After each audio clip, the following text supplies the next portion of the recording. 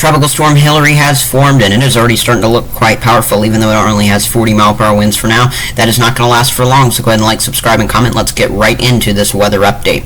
Here's a look at Hilary. You can see Fernanda back off towards the west, really weakening as it pushes off towards the central Pacific for us here. But now we've got Hilary forming off the southwestern coast of Mexico, and you can see it is expected to become a hurricane over the course of the next day or so. So as we head towards your Thursday afternoon, we're going to see a hurricane sitting southwest of Mexico. Eventually, this is going to push westward before turning more northward for us here, skimming the western coast of Baja California. And yes, the National Hurricane Center's cone does have this pushing on in to the southwest coast of California. So let's play this out for you here first with the European model. Here we go towards Sunday. Early in the morning, you can see we're going to have that system again sitting right off the western coast of Baja California. By the time we head into our Sunday late afternoon, this is going to be encroaching on places like Los Angeles, with rainfall already setting in many areas into portions of Nevada and the Four Corners region, already getting some of that precip ahead of this. As we head towards Monday late afternoon, skimming along the western California coast before kind of falling apart there as it makes its way up towards Oregon. But just note, this is just one solution. That is from the European model. Now let's move on over to the GFS model. You can see bringing a system right along the western coast of Baja California. That seems to be a pretty good consensus between the models for us here. By the time we go into our Monday, this is also a consensus that it will be making that landfall or anywhere skimming along the coast there in California, to say the least, as we head into our Sunday night and into our Monday. And then again, falling apart as it pushes northward. But the exact track, the GFS brings it just a little bit more inland, as well as this model, the Icon. Here we go towards Sunday early morning.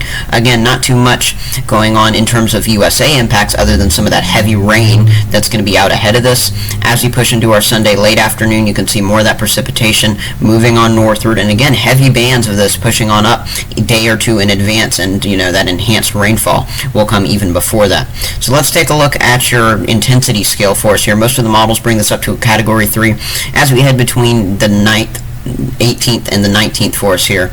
And then as we head into your weekend time frame, when this is going to be making its way towards the California area, that landfall in the Los Angeles region, this is again as we go towards Sunday night and in towards Monday. It is looking to be pretty much post-tropical and weakening in the wind department, but that doesn't mean we couldn't still see some gusty winds to bring down trees, along with that heavier rain to push on in. Now here's a look at your track guidance. Again, the models are in a pretty good agreement with the overall cone here, with the most westward track bringing it right along the west coast. So really that is the best possible solution for California at this point. But many of the models are indeed bringing this right along and into that Los Angeles coastline area for us here, something we definitely need to monitor closely. Your tropical storm force wind chances look like this. You can see clearly some heavier bands pushing on northward and bringing that wind along with it, especially on the east side of this system as always. And as you can see, we've got that 90% chance immediately as the storm, of course, pushes on off towards the northwest, but already looking like there's going to be at least a 10 to 20, maybe even 30% chance that this encroaches into far southern California. So again, keep your eyes and ears peeled. I'll be posting some updates here on the channel as this continues moving on. And again, here's another look at that cone with a hurricane pushing northward and skimming the coast of Baja California all the way up, and then pushing inland into California as it looks right now. Regardless, though, we've got heavy rain coming in from the tropical moisture that's going to be associated with this. You can see the dome of high pressure sitting all over the central United States, with that southerly flow in many layers of the atmosphere just to the west of that, and really just sending moisture into the jet that's going to be riding north of that jet of that high pressure system. So some of this moisture will make it as far east as the northeast as we head towards later in time, as this really sends its moisture just up and around that high pressure system. Now in terms of your rain totals for us here, 4 to 8 inches will be possible coming out of California and into Nevada according to this solution.